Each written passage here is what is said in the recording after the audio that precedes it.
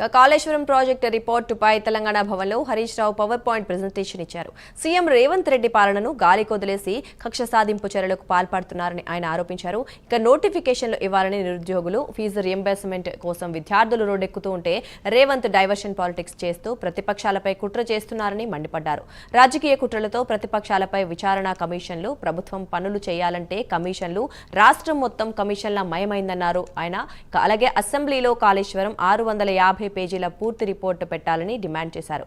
పూర్తి రిపోర్టు పెడితే బీఆర్ఎస్ నేతలు చీల్చి చెండాడతారంటూ హరీష్ రావు ఘాటు వ్యాఖ్యలు చేశారు. రాజకీయ కమిషన్లు ఇలా ఏం జరుగుతుందో రాష్ట్రంలో ఎవరిని అడిగినా చెప్తారు.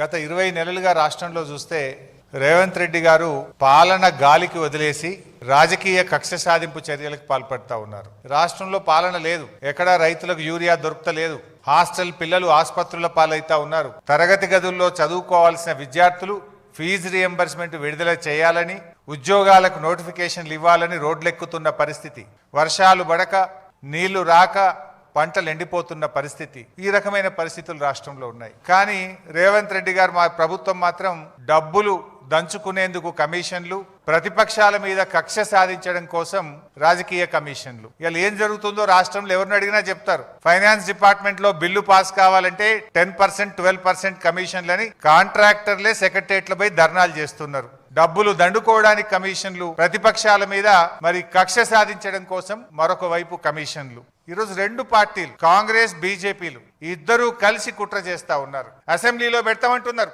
అసెంబ్లీలో 650 పేజీల రిపోర్టు పెట్టండి, చీల్చి చెండాడతాం, నిజాలు ప్రజల ముందు పెడతాం, వాస్తవాలను నిగ్గుదిల్చే విధంగా అన్ని విషయాలను కూడా శాసనసభ వేదికగా ఈ ప్రభుత్వాన్ని నిలదీస్తాం.